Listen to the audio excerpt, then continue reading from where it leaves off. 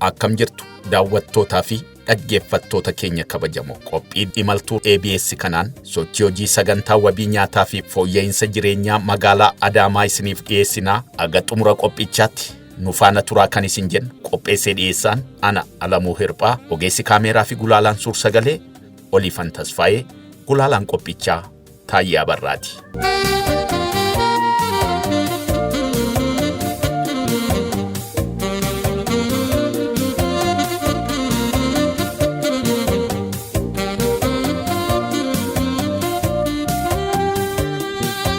Magaalaan Adaamaa magaalota Oromiyaa Riijiyoopooliin caaseffamanii argaman keessaa tokko yoo taatu Finfinnee irraa gara bahaatti fageenya kiiloomeetira 90 irratti argamti. Magaalattiin aanaalee 19 fi kutaalee magaalaa 6 caaseffamtee lafa hektaara 54,000 haguugdee kan argamtu yoo ta'u uummata miliyoona 1 oltu keessa jiraata jedhamee tilmaamama. Mootummaan Itoophiyaa galmoota karoora misooma itti fufaa Sustainable Development Goal milkeessuun iyyummaa hir'isee jiruuf jireenya lammiilee fooyyessuuf carraawwan misoomaa jiran mara duguugee fayyadamaa jira. Baankii addunyaa wajjin ta'uunis lammiilee sarara iyyummaa gadi jiraatan hojii misooma qeesaanii irratti hirmaachuun galii argatanii akka of jiraachisan sagantaa wabii nyaataa yookaan seeftineetii hojiirra oolchaa jira. Sagantichi akka magaalaa Adaamaattis waggoota 9 dura kan eegale yoo ta'u jiraattota magaalittii hedduu iyyummaa keessaa kan baase ta'uu ragaan arganne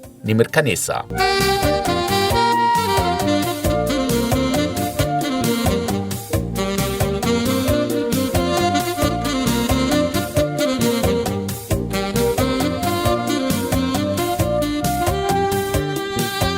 Tarsiimoon wabii nyaataa bara 2007tti kan bocame yoo ta'u baajetni isaas dhibbantaan 40 mootummaa Itoophiyaatiin dhibbantaan 60 immoo baankii addunyaan haguugama. Sagantichi akka biyyaatti magaalota 11 irratti akka naannoo Oromiyaatti immoo magaalaa Adaamaa keessatti bara 2009 akka lakkoofsa Itoophiyaatti eegale. Piroojeektiin sagantichaa marsaan jalqabaa jiruu fi jireenya lammiilee irratti jijjiirama gaarii waan fideef marsaan lammeeffaa piroojeektichaa akka itti fufu ta'e. Piroojeektiin UPSNJP akka biyyaatti magaalota 84 akka naannoo Oromiyaatti immoo magaalota 31 irratti akka magaalaa Adaamaattis aanaalee 4 irratti bara 2014 eegale. Piroojeektichis misooma naannoo fi deeggarsa kallattii yookaan direct support irratti xiyyeeffatee hojjeta. Qabiyyeewwan seeftineetii keessaa tokko misooma naannoo yoo ta'u isaanis balfa goggogaa kaasuu, magariisummaa,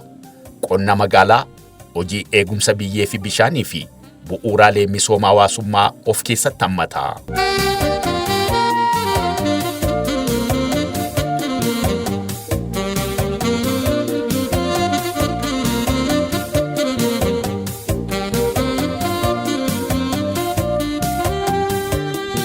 Sagantaan wabii nyaataa kun jiruu fi jireenya lammiilee fooyyessuuf leenjii jireenyaa, leenjii biizinesii fi leenjiiwwan tekniikaa hawaasichaaf kennaa jira. Leenjii jiruu fi jireenyaa yookaan life skill trainingii keessatti maatii bulchuu, hojii hoogganuu fi maallaqa sirnaan itti fayyadamuu irratti baatii 21f leenjisee. Walumaa galatti akka magaalaa Adaamaatti bara 2016 keessa qofa abbootii warraa 2,980 qarshii miliyoona 99 fi 644,524 fi saantimni 80 piroojeektichaan deeggarsi taasifamu ragaan mana qopheessaa magaalichaa irraa argannee ni mirkaneessa.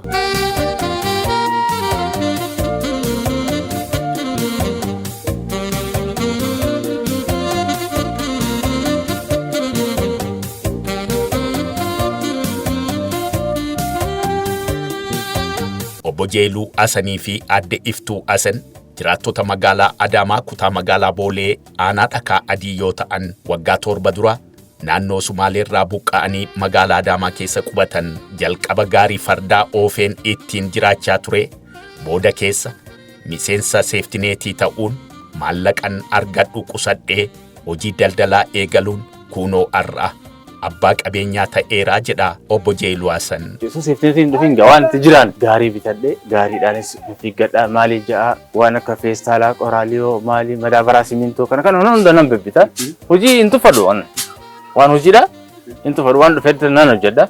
Soojoo seeftineetiin kun dhufee seeftineetiin dhufnaan leenjii fudhannee ni leenjinee maali jennee bakka shoora guddaa jechuudha seeftineetii tana keessa barre.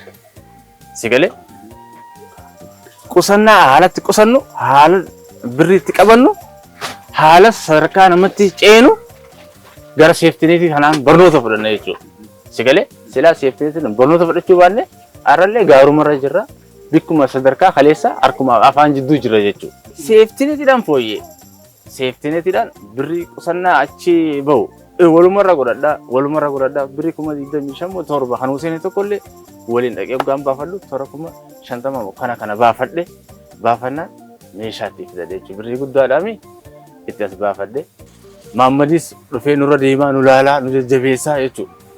Daaktarri keenya Muhammad nu jajjabeessaa maa nu laalaa jechuudha. Jajjabeenya harkanaati nama si jabeessu harkanaan beeki. Gaara kana ni diidaa yoo namni siin jee indiidu yoo siin jee indiidu rifattee ho'i bakka si galee abshir jabaadhaa jaallu cinaa deema nu jajjabeessa nutis jabaachaa fooyyachaa dhufne jechuudha. Waan hojjennu waan har'a hin qabne boruutti fidannaa waan har'a hin qabne boruutti fidannu jabaachaa dhufne waan duraan namni dhabee safara biraa deemee barbaadu asitti wal harkaa dhufee namni sanboota gabaa soorachaa dhufne jechuudha.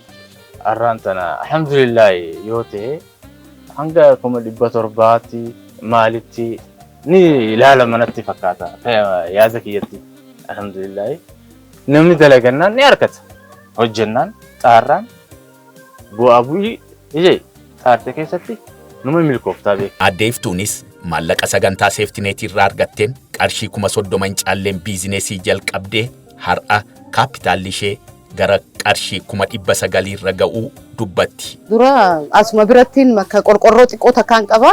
Barbarree shuroo kassalaa fi kana kanaan keessa gurguru ture. Deebi'eetiin seeftineetiin tun dhufte seeftineetiin nu galmeessan hoggaaniin seeftineetii sun fudhadhee irraa qusannaa kaayyachaatiin kan damooza kiyyarraas quubii darbachaa akkasii quubii sun hoggaa fudhannee qusannaa wajjin nu gallakkifame mana bulukeetta kanarraa jaarradhee as biratti illee meeshaa chiipsiitiif kan bitadhee sarraatanyaatti qaxaradhee akkasitti amma iyyummarraa baanee dalagachuu jirra. Manni keenyaas alliin keenyaas amma guutuutti qabna akka duraan qullaa dhufnee jirru amma seeftineetiin gargaarsa nu godhe waan guddoo irraa faayidamnee jirra. Kanumaan dalageetiin barumsaas ka gilli qaraasifadhaa ijoolleen tiyyallee na jala barattee qusannaa fi kana cinaa tokko quubii darbachaa kaanis jalaa nyaachaa dalagachuu jirra. Gizeen jalqabu waan xiqqooniin jalqabee amma kaapitaalli kiyya 900 fi akkana ni gaa waan hin kaayyadhe malee kan itti dalagadhu jechuudha.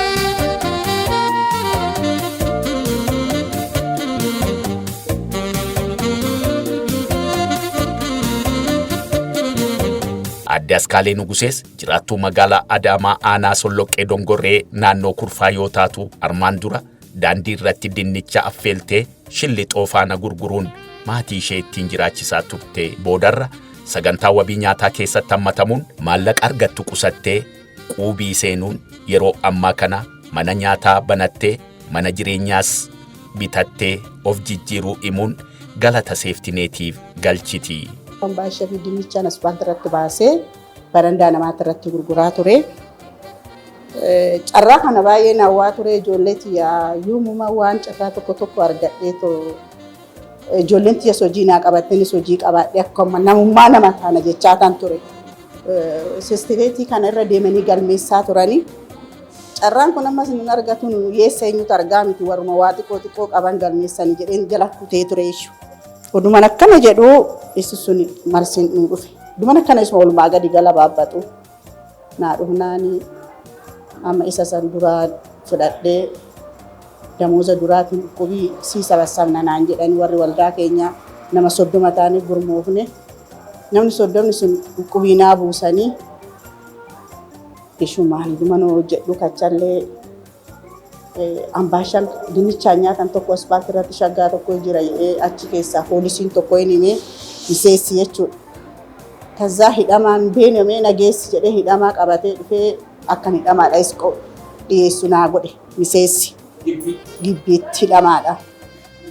Isa sanis hidhamaadha geessanan turee Oduman akkas jedhu oduman galabbatu qubii seestineetii kanas nan kaffalaa ofii kiyyaafis immoo naa sabassabaa jedheetiin warruma safara kanaa mana kiyyatti sabassabe humaa kiyyaa qubii. Ijoolleen xiyya nama 8 anna bira jiru. Isaan nama 4 nasseen. Isinis immoo ambaashaa tolchaati suuqii asii irratti tarakkabaa hin jedha. Akkasumatti dhuma walitti qaqqabannu kana sirrumatti hojjechaa ganama halkan asii buleetumaan hojjedha. Mana hin galu ammaa mana hin galu. Hojjedhee isa qoqqopheessa tanan xara gaabaan ganda gaaraa kana fa'aa fakkii dhaabuu deemu. Achii soon dhufe immoo isaan jiru sana gurguranii eegana qoqqopheessee deemisa. Akkas jedhu manallee bitadhee manallee ijaarradhee mana sanillee dhiqaadhaan ijaarra. Anan ijaarradhee jechuudha gisee san xiqqishuudha kaaranii 2,200 birriinis xiqqishuudha.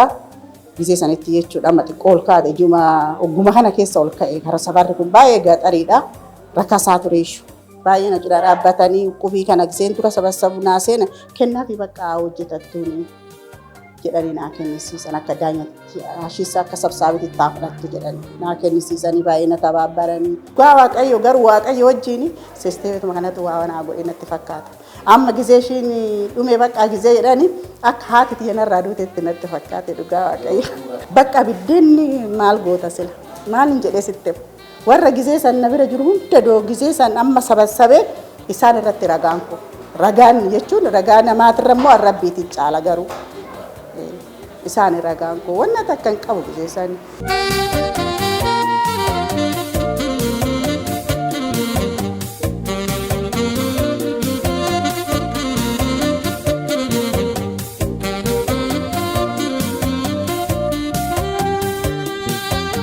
Dhagaa tokkoon simbira lama akkuma jedhamu sagantaan seeftineetii qulqullina magaalaa Adaamaa eeguun magariisummaa magaalittii dabaluun cinatti madda galii lammiilee harka qalleeyyii ta'ee tajaajilaa jira. Jiraattota magaalaa Adaamaa aanaa malkaa Adaamaa kan ta'an addee Abbabeech Ballaxaa fi Siisay Abarraa wayita qulqullina magaalaa irratti hirmaachaa jiran agarree dubbisnee kanuma ragaa ba'u. Sagantaa seeftineetii baay'ee gaariidha.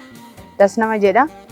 Yaa warra daabboo bitatee nyaachuu hin dandeenye kecha malamalanii nu adda raaja'anii isarratti erga dhufne immoo timirtii baay'ees nu kennaa jirani. Daandii guddina filannoo daandii biizinasii akka ganzaba maallaqa akkamitti ganzaba bulchuu maatii bulchuu leenjii baay'ee leenjii.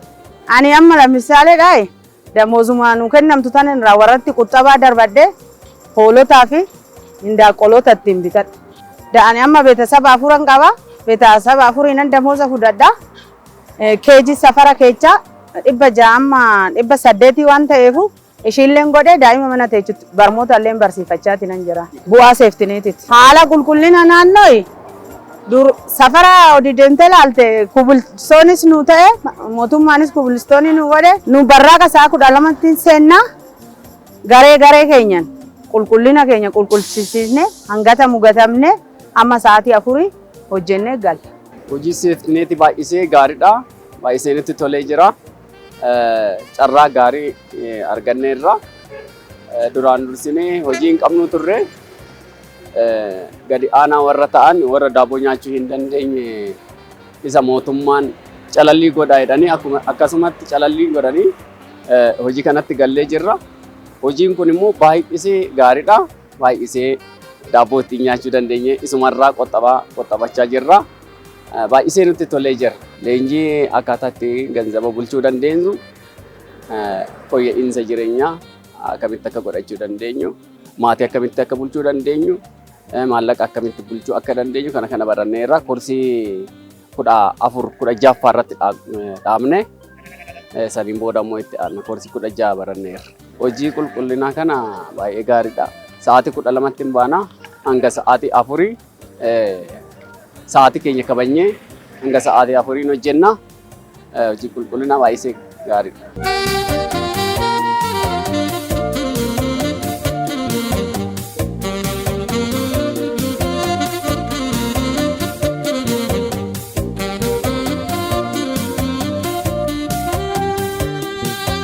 Gama magariisummaa magaalaa dabaluutiinis taanaan hojiin garee wabii nyaataa fi seeftineetiitiin hojjetamee bu'aalee jajjabduu galmeessisaa jiraachuu itti aanaan hojii geggeessaa fi itti gaafatamaan damee tajaajila mana qopheessaa magaalaa Adaamaa obbo Habtaamuu Gizaw ni dubbatu. Hojiin misooma magaalaa mirkaneessuu keessa tokko dhimma waabii nyaataatiin wal qabatudha. Waabii nyaataatiin wal qabatee hojiiwwan gurguddaan hojjetamanii jirani. Inni kunis karaa bareedinaatiin hojjetamee jira, karaa magariisaatiin hojjetamee jira, karaa biqiltuu dhaabbatiin hojjetamee jira. Ashaaraa magariisa irratti dachaan kan akka dabalamu godhe keessa tokko isa. Kana keessattis daagawwan adda addaatis karaa waabii nyaataatiin kan hojjetaman ta'uu isaaniiti. Waabii nyaataa gaafa jennu hawaasni keenya namoonni hojjechuu danda'an hojii kana irratti hirmaatanii hojii magaalaa isaanii bareechuu fi akkasumas jijjiirama qilleensaa iddootti deebisuudhaaf gahee guddaa taphatanii jiran jechuudha.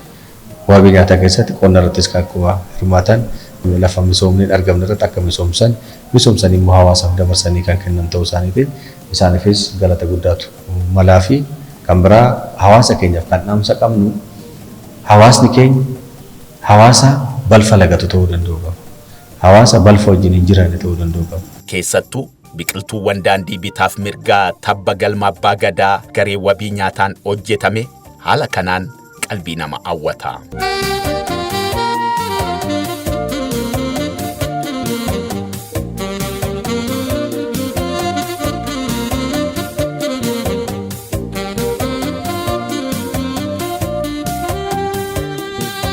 Mana qopheessaa magaalaa Adaamaatti qindeessaan damee wabii nyaataa obbo Maammed Yismoo lammiilee sararayyummaa gadi jiraatan filannee waggaa 3f sagantaa wabii nyaataa keessatti hammachiisuun leenjii kenninee fi eebbisuun carraa hojii itti fufiinsa qabu irratti bobbaasaa jirra jedhu. Sagantaa kana kaa'uun isaa namni yeroo baay'ee kan hubatu hojii misooma hojjechiisuu, hojii qulqullinaa, hojii magariisa hojjechiisuu akkasumas hojii daagaa hojjechiisuudha jedhee akkasittiin namni kan hubatu.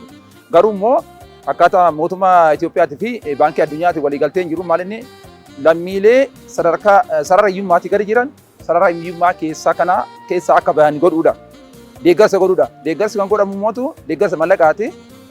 Mallaqni kun mootu kan jiraaf kan kennamu akkanumatti odoo hin ta'in hojii hojjetaniidha. Hojii hojjetee namni hojii baratee yoo hojjetan mootu jijjiirama fiduu akka danda'an, jijjiiruu akka danda'an kanaan hojii hojjetanii hojii misoomaa kana hojii misooma naannoo kana hojjetanii akka irraa fayyadamaa ta'anidha. Plus immoo hojii kana keessatti egaa hojii baay'ee hojjetu. Jarri kuni hojii akaakuu shaniitti kan hojjetanii tokko qulqullina magaalaa hojjetu. Inni lammataa hojii magariisuu yookaan immoo misooma magariisuudha kan magaalaa keenya keessatti hojjetanii akkasumas qonna magaalaa irratti illee hojjetan. Iddoo namni balfa seera alatti gatu qulqulleessuudhaan gara faayidaa qabeessatti jijjiiruudhaan waan nyaataaf oolu kuduraa muduraa adda addaa achirra dhaabuudhaan sanirraa fayyadamaa akka ta'an goosisna. Hojii eegumsa bishaanii hojjetu. Bu'uuraalee misoomaa xixiqqaa sagantaan kun eeyyamu yeroo hojjetamu achitti humna isaaniitiin hojii kanarratti bobba'uudhaan faayidaa adda addaa irraa argatanii jechuudha. Faayidaan isaan argatan mindaadhaan kan kafalamu jechuudha. Haa xiqqaatu malee mindaan kafallaa fi mindaa kanarraa immoo qusannaa akka qusatan godhuudhaan parsantii 20 waan argatan irraa ni qusatu jechuudha. So akkaataa kanaan sagantaa kanarraa fayyadamaa ta'aa jiranidha. Kaayyoon inni guddaan garuu nama sararayyummaatii gad jiru, nama waan nyaatee buluu hin qabne, nama ijoollee isaa barsiifachuu hin dandeenye, lammii harka qalleeyyii ta'an kana hiyyummaa keessaa akka bahan deeggaruudha jechuudha kaayyoon isaa guddaan.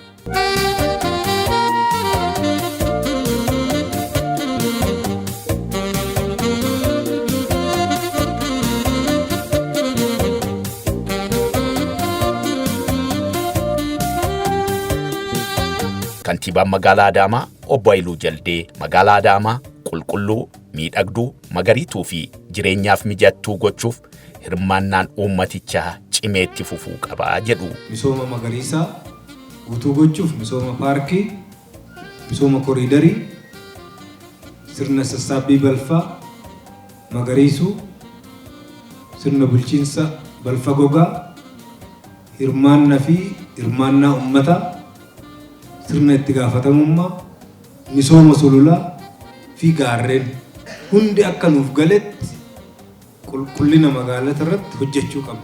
Egaa dhaggeeffattootaa fi daawwattoota keenya kabajamoo sochii hojii wabii nyaataa fi seeftineetii magaalaa Adaamaa irratti xiyyeeffachuun qophiin imaltuu ABS isiniif dhiyeessaa turre kanumaan xumurameera. Qopheessaan qophichaa an Alamuu Hirphaati. Ogeessi kaameeraa fi gulaalaan suur-sagalee Oliifan Tasfaayee, gulaalaan qophichaa Taayyaa Barraa Horaa Bulaa Deebanaa.